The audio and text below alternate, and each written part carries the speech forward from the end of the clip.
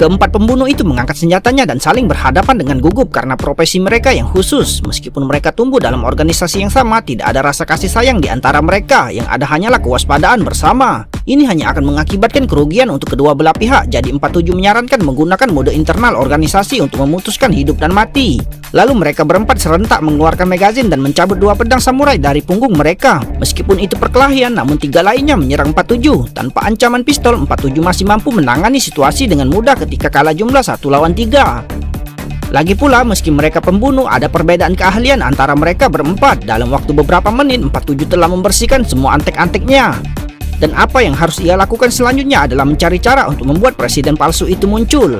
Menurut sumber yang dapat dipercaya, saudara presiden akan melakukan transaksi senjata pada pukul malam. 47 dan wanita itu berpura-pura menjadi pasangan dan datang ke restoran. Mereka menemukan pengusaha kaya itu, tapi saudara presiden masih belum ditemukan. Ia sengaja mengambil anggur yang salah dari pelayan dan setelah memastikan targetnya, ia berpura-pura tidak tahu dan meletakkannya kembali ke nampan. Tak lama kemudian, pengusaha kaya itu merasa tidak enak badan dan langsung meminta bawahannya untuk membawanya ke kamar mandi.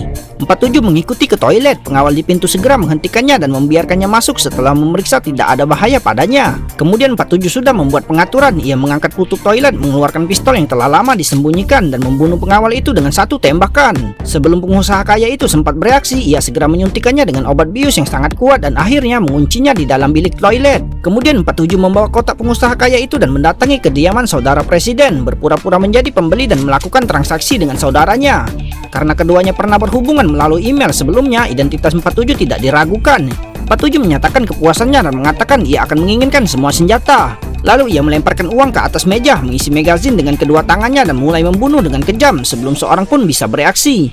Mafia itu semula ingin melawan, tapi di hadapan seorang pembunuh profesional yang telah membunuh banyak orang, trik-trik kecilnya sama sekali tidak memadai.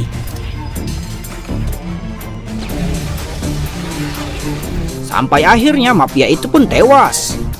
Setelah itu ia meminta wanita itu untuk bertemu langsung dengan direktur polisi, sementara ia mengangkat senapan runduknya di sisi berlawanan.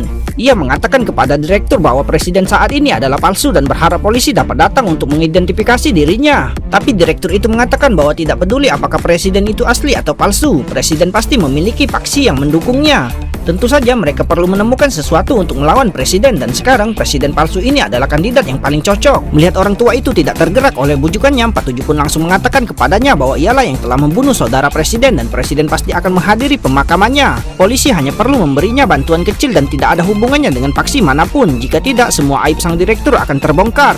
Melihat kesepakatan kotor di atas, pria tua itu pun tidak punya pilihan selain menyetujuinya.